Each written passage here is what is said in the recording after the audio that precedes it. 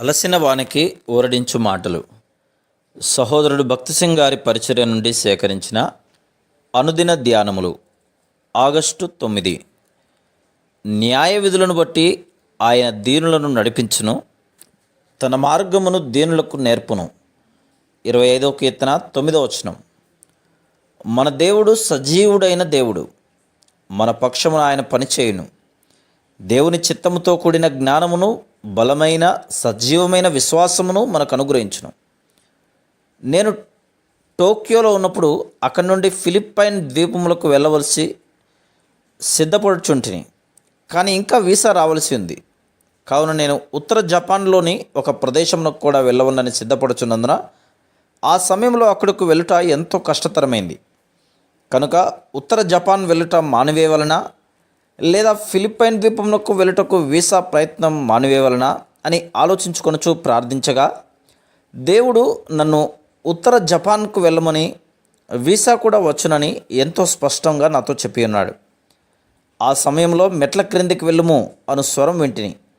క్రిందికి వెళ్ళుటకు నాకు సరైన కారణం లేకపోయినప్పటికీ నేను ఆ స్వరమునకు లోబడి క్రిందకు వెళ్ళి ఒక మూల ఉంటిని. అక్కడ ఒక వ్యక్తి తన ఇంటికి వెళ్ళుటకు సామాన్లు సర్దుకొనట చూస్తిని. అతని దగ్గరకు వెళ్ళి, వీసా కొరకు మీ దగ్గర దరఖాస్తు ఏమైనా ఉందా అని అతన్ని అడిగితిని. అతడు నాకు ఒక దరఖాస్తు ఇచ్చను. ఆ తర్వాత వీసా పొందగల ఆఫీసుకు నన్ను తీసుకొని వెళ్ళగలడేమో అని అతన్ని అడగగా, సంతోషంగా తీసుకొని వెళ్ళగలను అని చెప్పాను. ఆ సమయంలో ఆ స్వరమునకు లోబడి నేను క్రిందకు వెళ్ళని ఎడల దానిని నేను పొందలేకపోయేది వాడను. నేను వీసా ఆఫీస్కు ట్యాక్సీలో వెళితిని. కానీ ట్యాక్సీకి చెల్లించుటకు నా దగ్గర జపాన్ ద్రవ్యం లేదు. నేను అమెరికా ద్రవ్యంను మాత్రమే కలిగి ఉంటిని.